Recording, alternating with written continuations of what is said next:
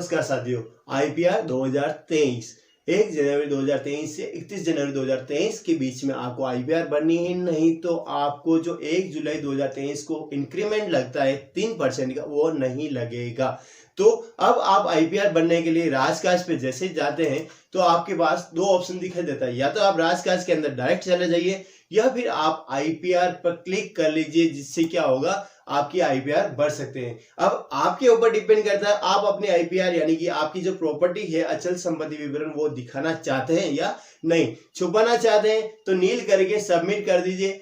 आपको manage immovable property return पे click करके यहाँ पर please check to fill IPR no property return पे क्लिक कर लेना है। अगर आपके और आपकी मिसेज के नाम पे प्रॉपर्टी नहीं है तो नील लिख के सबमिट कर दीजिए। और अगर आपको लगता है कि आपके पास प्रॉपर्टी है, अभी तक तो आपने छुपा रखी थी, अब आप दिखाना चाहते हैं, कहीं ऐसा नहीं हो कि रेट पड़ जाए और वो प्रॉपर्टी शो हो जाए, क्योंकि जो भी इंफॉर्मेशन आप ही डालते हैं वेबसाइट पे पब्लिश होती है, आम पब्लिक देख सकती है। अब आप सबसे पहले अगर अपनी प्रॉपर्टी दिखाना चाहते हैं तो आपको यहाँ पे प्रॉपर्टी टाइप सेलेक्ट कर लेना। यहाँ देखिए अलग अलग प्रॉपर्टी टाइप आ रहा है। एग्रीकल्चर यानी कृषि भूमि है, कॉमर्शियल है या फिर रेजिडेंशियल जहां आप निवास करते हैं, या इंडस्ट्रियल है या फिर अदर टाइप की प्रॉपर्टी है। अगर आपने एग्रीकल्चर पर क्लिक कर लिया है तो यहाँ पर वापस उसके सब टाइप आएगा।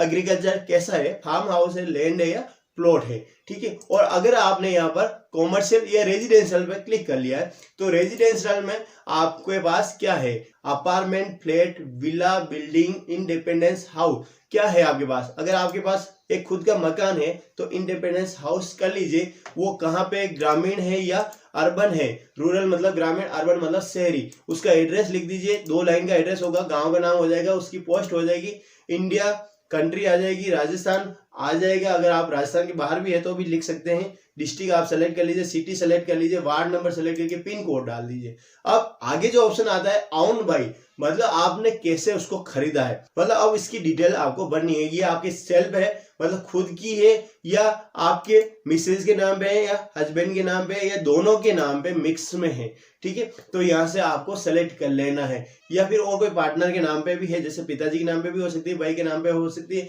जिसमें आपका नाम हो। कई बार ऐसा होता है कि एक प्रॉपर्टी में 6 जन लोग भी होते हैं तो भी आपको जॉइंट प्रॉपर्टी सेलेक्ट करके आपके नाम पे थोड़ा सा हिस्सा भी आ रहा तो भी आपको उसमें लिखना है, ठीक है। तो यहाँ पे आपको वो रिलेशन टाइप कर लेना है, किसके नाम पे वो प्रॉपर्टी है, आपके साथ कौन है, उसका नाम भर लेना है और कॉन्टेक्ट नंबर भर लेना है। जैसे आपने यहाँ पे ब्रदर सेलेक्ट कर लिया है तो यहाँ ब्रदर का नाम लिखिए और उसके कॉन्टेक्ट नंबर आपको सेलेक्ट कर लेने हैं, ठीक है। और सेल्फ के नाम पे है तो आपको कुछ दिक्कत नहीं है। आगे आप सेल्फ के अंदर कैसे आपने उस प्रॉपर्टी को खरीदा है, परचेज किया है, या आपके पिताजी के नाम पे थी या माताजी के नाम पे थी जो आपके नाम पे आ गई। अब आपने अगर परचेज की है तो वो कैसे खरीदी है, फाइनेंशियल सपोर्ट मतलब फैमिली मेंबर ने किसी ने सपोर्ट किया है, आपने खुद ने लोन लेके किया है, या फिर आपने बचत करके इसको खरीदा। जैसे मैंने यहाँ पे सेविंग पे क्लिक किया, लेकिन ज्यादातर जो प्रॉपर्टी खरीदी जाती है वो लोन लेके खरीदी जाती है, तो अपन को यहाँ पे लोन का ऑप्शन ज्यादा बेटर रहेगा।